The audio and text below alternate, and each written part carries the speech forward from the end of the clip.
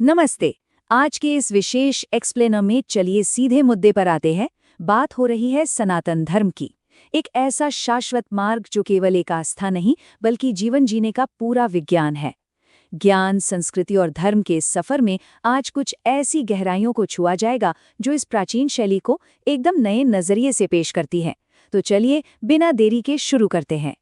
इस विश्लेषण के मुख्य पड़ाव कुछ इस तरह होंगे। पहला, शाश्वत नियम। दूसरा, ब्रह्मांड का ज्ञान।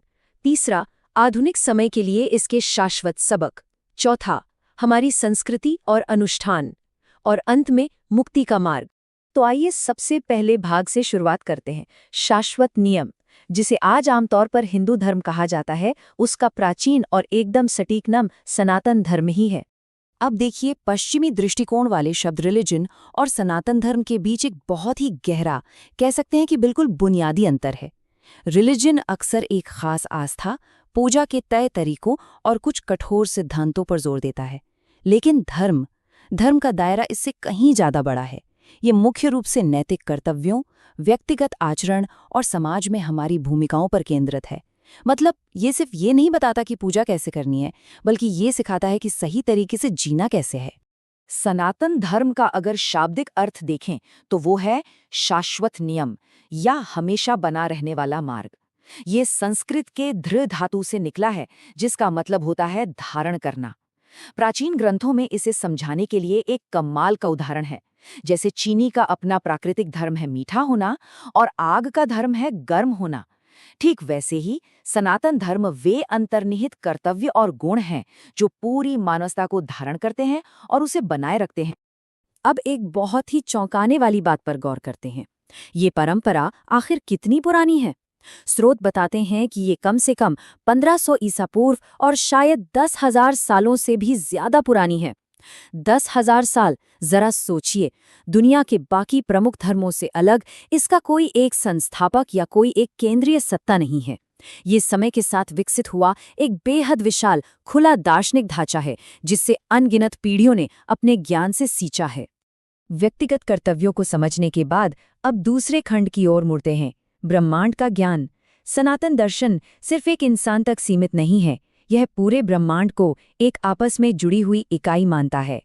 हिंदू ब्रह्मांड विज्ञान समय को पश्चिम की तरह एक सीधी रेखा में नहीं देखता, बिल्कुल नहीं। इसके बजाय समय को युगों और कल्पों के एक निरंतर विशाल चक्र के रूप में देखा जाता है। मतलब निर्माण और विनाश का एक ऐसा पहिया जो कभी नहीं रुकता।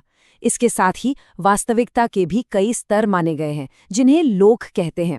इन्हीं असीमित चक्रों से जुड़ी हैं पुनर्जन्म और मोक्ष की वे अवधारणाएं जो एक आत्मा की पूरी यात्रा को आकार देती हैं।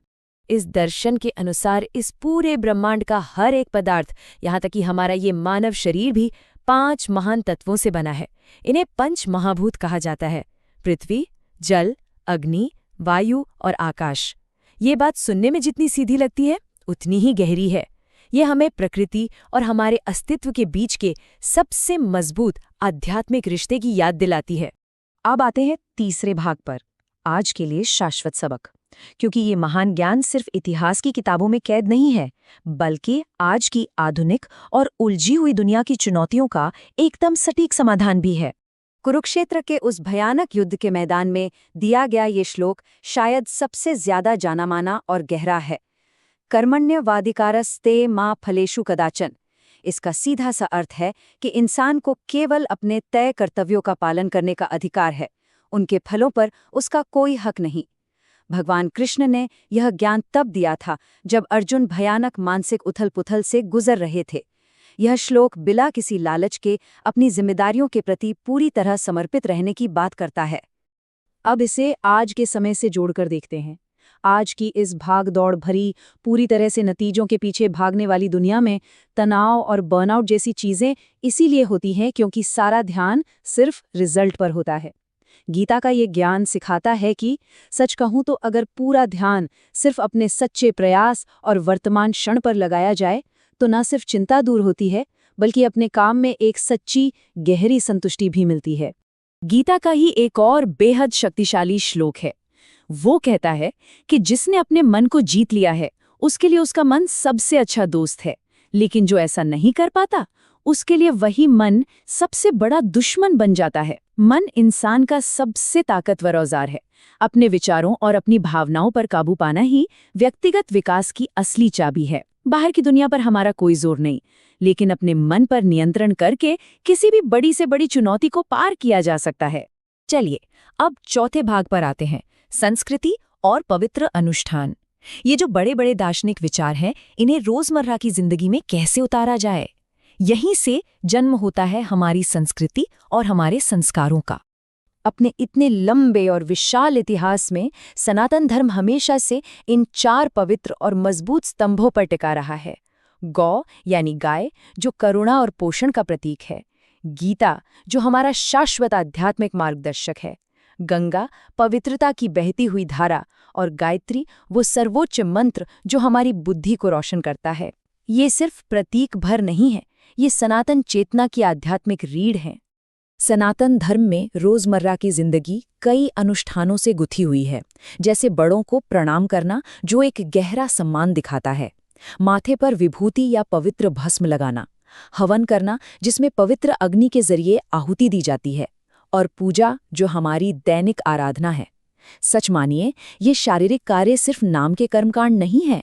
इन्हें खास तौर पर हमारे आसपास की सकारात्मक ब्रह्मांडीय ऊर्जा को खींचने और हमें सीधे ईश्वरीय चेतना से जोड़ने के लिए तैयार किया गया है। यहाँ एक बहुत ही चौंकाने वाला ऐतिहासिक तथ्य भी है। भारत के जो प्राचीन ऋषि मुनि थे, उन्होंने प्रकृति, ईश्वर और इंसान के बीच कभी कोई दूरी नहीं देखी।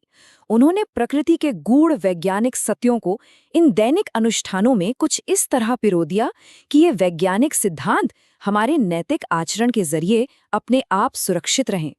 विज्ञान और आध्यात्मिकता का ऐसा तालमेल वाकई अद्भुत है। और अब हम पहुंच गए हैं अंतिम खंड पर, मुक्ति का मार्ग। शाश्वत नियम, ब्रह्मांडीय ज्ञान और हमारे ये सांस्कृतिक अनुष्ठान, ये सब मिलकर आखिर मानव जीवन के सबसे बड़े लक्ष्य की ओर कैसे ले जाते हैं? आइए समझते हैं। सनातन धर्म में मानव जीवन को एक बहुत ही बेहतरीन और व्यवस्थित ढांचा दिया गया है, जिसे आश्रम व्यवस्था कहते हैं। ये किसी मास्टर प्लान से कम नहीं है। जीवन की शुरुआत होती है 25 वर्ष तक ब्रह्मचर्य यानी ज्ञान अर्जन से। फिर 25 से 50 की उम्र तक गृहस्थ आश्रम, जहां परिवार और समाज की जिम्मेदारियां निभाई जाती हैं। 50 से 75 तक वानप्रस्थ, जो धीरे धीरे दुनियादारी से पीछे हटने का समय है। और अंत में 75 के बाद संन्यास, जहां इंसान सब कुछ छोड़कर केवल मुक्ति के मार्ग पर चल पड़ता है। इन सभी आश्रमों और अपने तय कर्तव्यों से गुजरने के बाद जब कोई अंततः अपने असली स्वरूप, अपनी आत्मा को पहचान लेता है और धर्म के मार्ग पर चलता है, तो वो जीवन के सबसे अंतिम लक्ष्य तक पहुंचता है, और वो है मोक्ष। मोक्ष का सीधा सा मतलब है जन्म और मृत्यु के इस न खत्म होने वाले पीड़ादायक चक्र से पूरी तरह आज़ादी। ये वो परम अवस्था है जहां आत्मा हमेशा के लिए उस अनंत ब्रह्मांडीय ऊर्जा में विलीन हो जाती है। तो इस एक्सप्लेनर के अंत में एक बहुत ही गहरे सवाल पर विचार करते हैं। अगर आज का ये आधुनिक समाज सिर्फ स्वार्थ या फायदों के पीछे भागने के बजाय पूरी तरह से अपने नैतिक कर्तव्यों पर ध्यान देते हुए धर्म की इस प्राचीन अवधारणा को अपना ले, तो ये दुनिया कितनी बदल जाएगी। है ना सोचने वाली बात।